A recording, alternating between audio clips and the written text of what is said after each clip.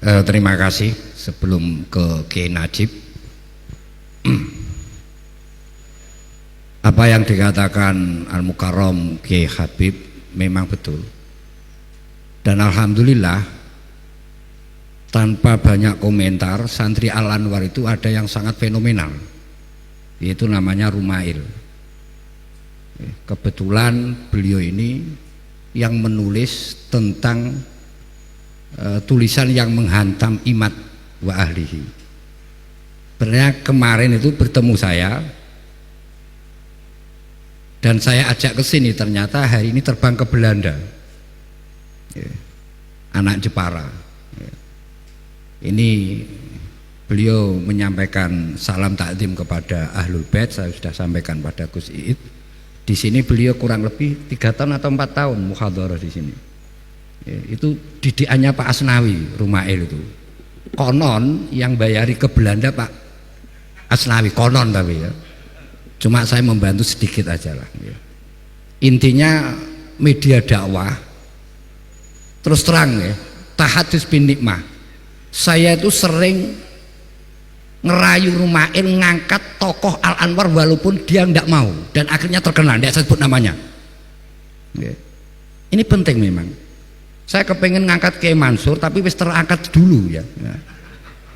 Saya itu ada 2 tokoh sangat fenomenal sekarang. Ini berkatnya Rumail. Diakui nggak diakui, dan itu bagi kami nggak penting. Yang penting kita adalah dakwah. Salah satunya adalah konsepnya Rumail untuk mencari data keabsahan, kesohennya nasabnya dzurriyyatur Rasulillah sallallahu alaihi wasallam. Dan itu menarik, tapi yang menarik lagi buat saya adalah piye nasibe cah pondok Al Anwar dadi wong mulya kabeh. Itu saja, kurang lebihnya mohon maaf. Suwun Jip. Nggih, monggo nyuwun dibeat napa pripun, napa penting napa, monggo Yai Rauf, Yai Wafi.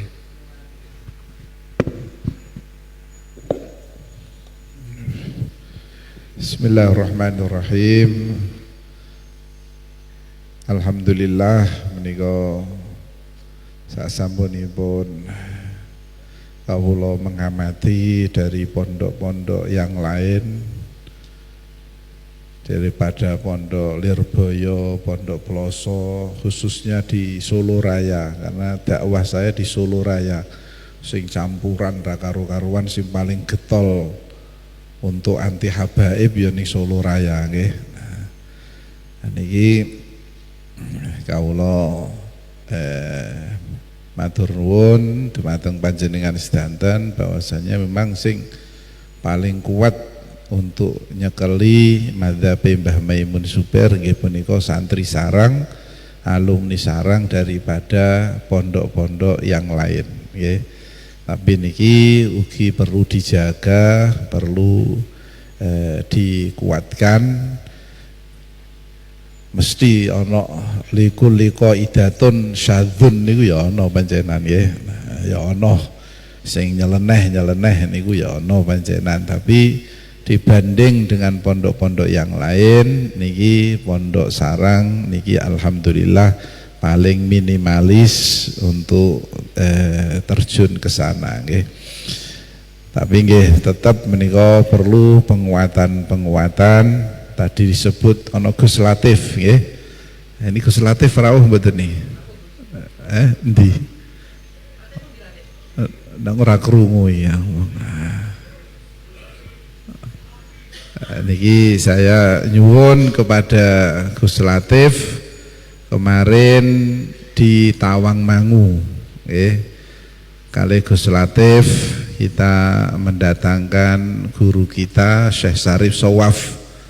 Syekh Syarif Shawaf datang di sana, dan mungkin beliau yang tanya tentang ini, Syekh Syarif Shawaf menjawab dengan banyak tentang keutamaan Bani Alawi, yaitu Habib Habaib, termasuk yang beliau ngendikakno ndak ada turunan tondo-tondone Habaib itu adalah ketika mbah-mbah itu punya terus kuwalian dan ittisal sampai Kanjeng Nabi Muhammad sallallahu alaihi wasallam menika mboten sampai putus. Jadi ngalim wali terus sampai Kanjeng Nabi niku kok ittisal menika khususiae dzurriyae Kanjeng Nabi Muhammad sallallahu alaihi wasallam. Nggih dingendikakno kaya ngoten niku. Lah piyambake nggih cerita ibu saya itu dari dzurriyae Kanjeng Nabi. Syekh Sari Shawab ngendikan ngoten, terus menceritakan bahwasanya mbah-mbah saya itu ya wali-wali terus sampai ninggone Kanjeng Nabi Muhammad sallallahu alaihi wasallam. Dadi niku ya niki sing paham niki kalau wingi Gus Latif rawuh nek saged video sing bakas niku diterjemah, diambil terus nanti disebar-sebarkan Gus Latif. Ngoten nggih, kula kinten ngoten karo.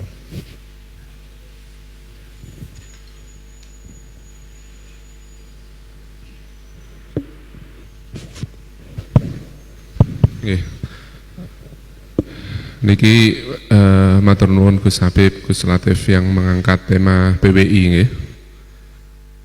Yang mana niki pendapat pribadi kula nggih, pendapat pribadi kula bahwa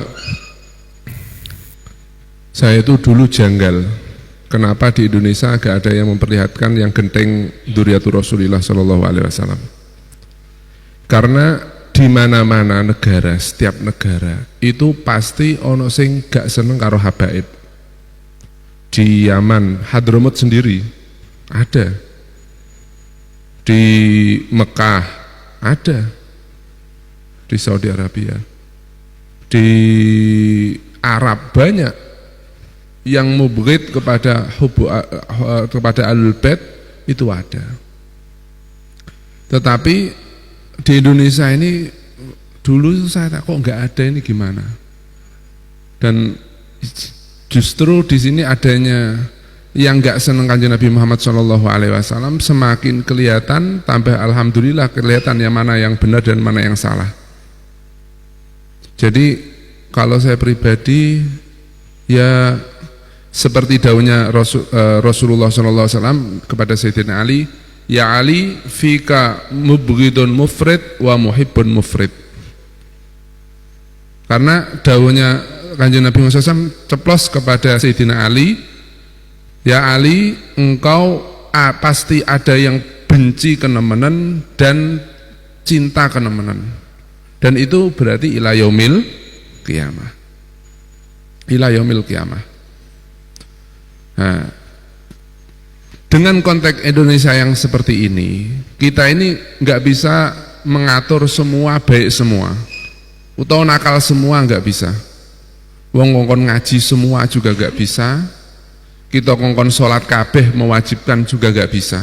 Memang Indonesia negara kita kan seperti itu. Ya, ngongkon maksiat kabeh ya ora iso, ngongkon nakal kabeh. Jadi kalau menurut saya fenomena cinta Ahlul-Bait dan bughd Ahlul-Bait ini tidak akan habis 100%. Tetapi alhamdulillah sampai detik ini alhamdulillah sudah muncul argumen-argumen yang membenarkan bahwa nasabah Alawi itu sudah sambung. Tugas kita sudah selesai. Ini loh yang benar hujahnya ini. Suruh semua baik semua. Kita nggak mungkin orang di Indonesia gak usah mendem kabeh, nggak mungkin. Nggak mungkin di Indonesia semua terus apa namanya? Nggak karaokean kabeh, nggak dandutan, nggak bisa memaksa, nggak bisa menghabiskan. Kita nggak bisa menghilangkan sama sekali. Cuma apakah kita itu jadi orang jelek apa orang baik? Gitu ya. As-sa'id man wu'idha bi ghairihi. Tinggal gitu aja. Kiai kayak Mbah Maimun yang seneng Ahlul Bait itu lebih baik apa yang nggak seneng Ahlul Bait? Minimal kalau membaca dalil bingung-bingung ya, kayak ada hikmah. Kamu kalau kepengen jadi orang baik cukup kamu lihat kelakuan orang lain. Kalau kamu lihat orang lain gak pantas, maka kamu jangan lakukan. Kalau kamu lihat orang lain pantas, Kalau kamu nggak sengaja, ojo golek-goleki ya. Ya nih golek-goleki ngerasani ya. Kalau kamu nggak sengaja melihat yang dilakukan oleh orang lain pantas, ya kamu lakukan. Berarti itu yang pantas. Kalau melihat orang lain kok gak pantas, ini nggak usah ilmu tanpa kitab itu ya. Kalau melihat orang melakukan orang pantas, maka kamu jangan lakukan. Kamu lihat orang yang gak seneng Ahlul Bait, orangnya gimana? Yang seneng kepada Ahlul Bait termasuk Mbah Maimun bagaimana? Kalau sulit memahami hujah-hujah yang ada, argumen. Jadi semoga kita kepada termasuk yang Ahlul Bait yang bisa meniru Mbah Maimun, amin ya rabbal alamin. Yang kedua, ada ini saya sampaikan penting karena fenomena guru gembul kemarin debat ya. Guru gembul saya sebenarnya mengikuti karena ini permasalahan umat. Jadi permasalahan umat ini mumpung rame, mumpung dihadirkan, mumpung di ini mengatakan bahwa ilmu nasab itu tidak ilmiah. Ini kalau izinin kepada Karouf matur masalah rodok dangu kedik mboten napa izin. Ini karena fenomena guru gembul kemarin mengatakan seakan-akan ilmu nasab itu tidak ilmiah. Jadi gini, ini penting, umat ini harus tahu. Ini harus tahu bahwa menurut guru gembul kemarin, bahwa ini kan ilmu nasab akidah itu kan kepercayaan. Kepercayaan itu tidak ilmiah, tidak apa namanya bahasanya apa? Tidak tidak rasional dan lain-lain lah, tidak akademisi, tidak apa maksud itu. Kalau menurut saya enggak, keluasan keilmiahan Islam, syariat Islam yang termasuk mengatur nasab, mengatur ilmu nasab itu sangat-sangat rasional, sangat-sangat rasional. Kenapa? Jadi di kitab Fiqhul Manhaji dikatakan syuhra wal istifadah itu dicukupkan. Kenapa? Karena realitanya secara realistis orang itu kalau kepingin mencari nasabnya harus ada bukunya, catatannya enggak mungkin. Coba yang sini sing catatannya ono Mbah Buyute sapa? Masa harus rasa itu? Namanya enggak realistis. Maka oleh karena itu Islam itu rasional tapi juga realistis. Maka oleh karena itu Rasulullah SAW dalam membikin ilmu nasab itu dan begitu yang lain-lainnya, nggak semuanya itu harus yakin. Kayak kemarin ditanya, Ka'bah itu kenapa kok di sana? Ya sudah syuhra wal istifadah. Kalau kamu kepengen tahu deket-deket, oh malah gak realistis, gak Islam. Malah nggak realistis, nggak kenyataan. Jadi ajaran syariat Islam ketika kita membuat undang-undang, begitupun syariat membuat undang-undang syariat itu maka secara filsafatnya nggak semuanya harus yakin. Makanya setiap undang-undang nggak semuanya harus yakin dan paten. Makanya setiap undang-undang apapun termasuk UUD 45, kalau kamu nggak setuju orang pondok, UUD 45 dan undang-undang dimanapun pasti ada celah-celah untuk dipermainkan. Kenapa? Karena memang realistisnya seperti itu, nggak bisa lagi. Memang ada yang nggak harus 100% sempurna dalam segi keyakinan dan secara ilmiah ala guru gembul. Memang ada yang harus dipakai dzon-dzon, itu sudah dihukumi dengan apa? Dengan dihukumi yakin. Maka termasuk lagi contoh banyak, termasuk nasab itu juga dzon tapi sudah dihukumi oleh oleh kebaikan. Termasuk husnudzon, ya, husnudzon kepada orang, yang penting gak tatoan lah. Gak tatoan, gak nakal, di husnudoni. Walaupun gak yakin ya gak ada salahnya, gak harus yakin orang itu baik. Tapi kan tetap itu ganjaran. Ya. Makanya hukum Islam nahnu nahkumu bidzawahir wallah yatawalas sarair. Kenapa? Karena memang kalau semua harus yakin nggak realistis, nggak akademis. Justru malah yang akademis itu kadang yang ngambang-ngambang kayak gini. Seperti mimpi lagi, mimpi tidak dijadikan syariat. Ya kadang mimpinya orang soleh, orang itu ada, tapi kan nggak bisa diterapkan secara umum. Nggak bisa diterapkan secara umum. Yo nek sing ngipi memang orang soleh dan berani. Realitanya ada di Indonesia ini yang ngaku-ngaku ngipi ketemu Kanjeng Nabi. Ngipi ketemu Kanjeng Nabi di politik, Mbah. Setelah lewat, enggak itu saya bikin-bikin. Enggak tahu ada yang ingat apa enggak. Nanti di memorinya dicari. Mbak Wali. Jadi justru itulah keindahan Islam nasab. Jadi akademisi itu enggak harus dinalar tok, tapi harus realistis, realita. Makanya mimpi terkadang juga dari soleh, tapi tidak boleh diamalkan, disebarkan oleh umum. Karena apa? Ini enggak realistis kalau diomongkan, enggak indah. Islam enggak indah seperti itu. Jadi itulah logisnya Islam, logisnya ilmu nasab, logisnya secara akal, bahwa mengapa ilmu nasab itu ilmiah, ya ilmiah, agama ilmiah. Lalu masalah yang kedua, guru gembul ini penting ya, saya sampaikan kepada umat, ranah kepercayaan itu beda dengan ranah ilmiah. Itu kalau kepercayaan enggak islami. Kalau kepercayaan islami sesuai dengan ilmiah. Contoh, kita kenapa kepada percaya Kanjeng Nabi Muhammad SAW? Ya karena realistis. Quran sebegitu banyaknya, mukjizatnya begitu banyaknya. Masa kayak gitu, mukjizat itu kan mukjizat itu kan seperti dawuhnya kalau di kitab-kitab tauhid itu seperti bimanzilati qaulillah sadaqa abdi. Sadaqa abdi fi madda'ah. Benar yang diomongkan orang ini, beliau mengaku nabi dan keluar mukjizat-mukjizat. Dan faktanya enggak ada orang yang mengaku nabi terus mempunyai keanehan-keanehan. Musailamah al-kadzdzab ngaku nabi-nabi, berdoa mengikuti Kanjeng Nabi SAW, sumur sing asin Kanjeng Nabi didoai jadi tawar.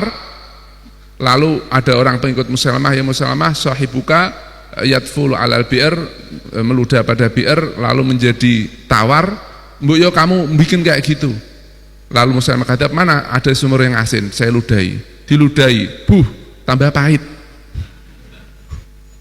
tambah asin.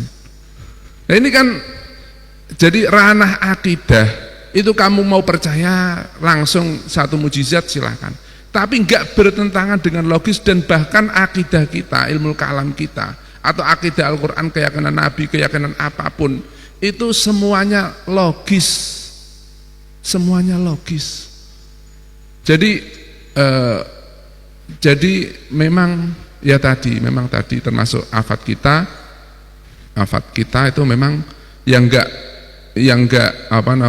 salah satunya enggak mempunyai bidang dalam keagamaan ikut berbicara agama. Nah itu yang menjadi pokok permasalahan banyak di kita. Jadi sekali lagi saya tegaskan, enggak ada Islam yang enggak logis. Bahkan kepercayaan di Islam itu logis. Ya kalau enggak percaya ya tanya saya aja ya. Kalau masalah apa yang kurang jelas, insya Allah saya jawab dengan sendiri. Itu yang bisa saya katakan. Jadi sudah benar apa yang di dalil-dalilnya Gus Wafi, ya Gus Wafi di beliau Mbah Wafi Gus Wafi yang ada di ini, kalian bisa baca. Dan secara ilmiah Islam memakai kaidah-kaidah Islam itu sebenarnya logis. Sekian dari kami, mohon maaf karena ini penting, karena urgen saya agak panjangkan. Assalamualaikum warahmatullahi wabarakatuh. Saya nambah sedikit. Sebenarnya yang perlu kita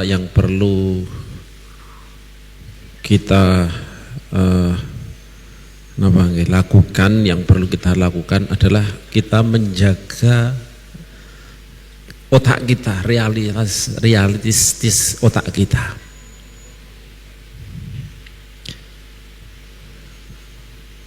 Wong kabeh niku wis ana jawabane. Tidak satupun syubhat yang diberikan oleh mereka ketua dia jawabannya, tapi tinggal kita mau realistis, artinya terjaga otak kita jangan sampai tertutup. Karena saya yakin orang-orang yang nggak dengar.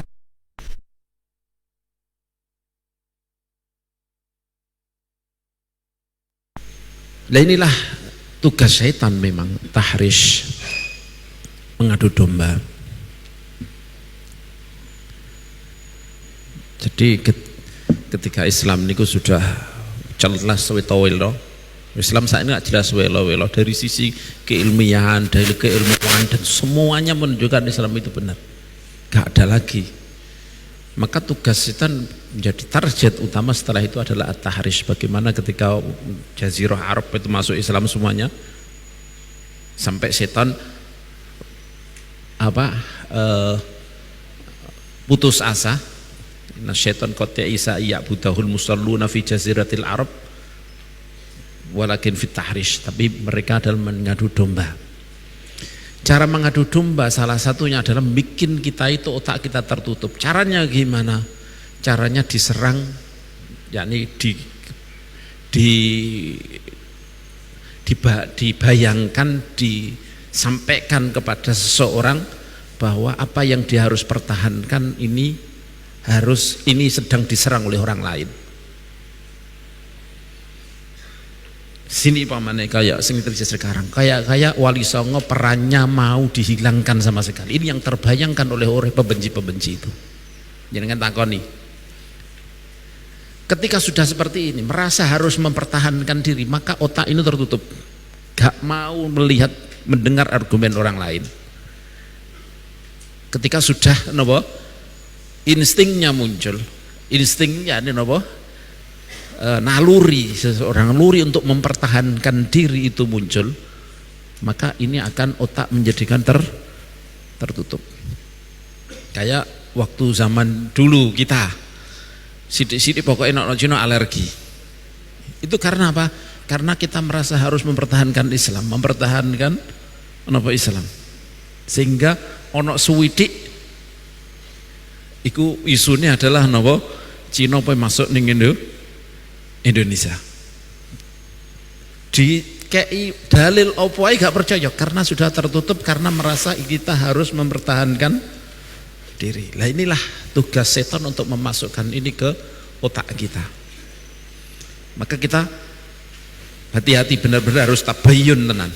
Harus benar-benar tabayyun benar, jangan sampai hal perasaan seperti ini menyerang kita. Kalau sudah muncul seperti ini, maka nggak iso sampai kandani koyo apa gak akan iso. Mbok kayak argumen dalil apa gak iso. Maka ini jaga kewarasan otak kita. Jangan sampai tertutup oleh tahrishnya tahrish setan. Caranya adu domba setan adalah seperti ini. Jadi peran kiai disingkirkan. Kabeh Pak Alawi kabeh. Coba takoni orang-orang yang punya yang tertutup otaknya, pasti akan seperti itu. Itu belum yang wong sing kedonyan. Aku saiki gak ceramah gak dadi gak wayu. Iki suwe-suwe aku gak payu iki, gak laku iki. Iki yang sing kedonyan ditambahi dengan orang-orang yang seperti ini. Yo kita tidak menyebutkan ini tapi sing jelas pasti ada orang-orang yang seperti ini yang ikut meramaikan adu domba ini. Kalau saya yakin masalah dalil kabeh disebut kabeh sudah ada semuanya. Jawabannya kabeh kasal kita mau terbuka otak kita jenenge niki. Lah iya wong dalile sik durung jelas kabeh yang menafikan. Kiai kita kabeh kiai NU itu menisbatkan kabeh ulama sak donya kecuali Syirlimah qalilah, terutama Wahabi sing menafikan. Lho kok gak percaya karo ini, sedangkan dalile napa masih terbantahkan, minimal pasti meragukan dalil untuk menafikan. Lah kok iso? Kecuali itu bisa terjadi kalau memang nopo otak nih wis tertutup, merasa dirinya mau diserang kepentingan nopo, kepentingan pokoknya mau diserang. Nah ini jangan sampai kita nopo, otak kita nopo tertutup. Ada dalil-dalil terlalu banyak untuk nopo disebutkan.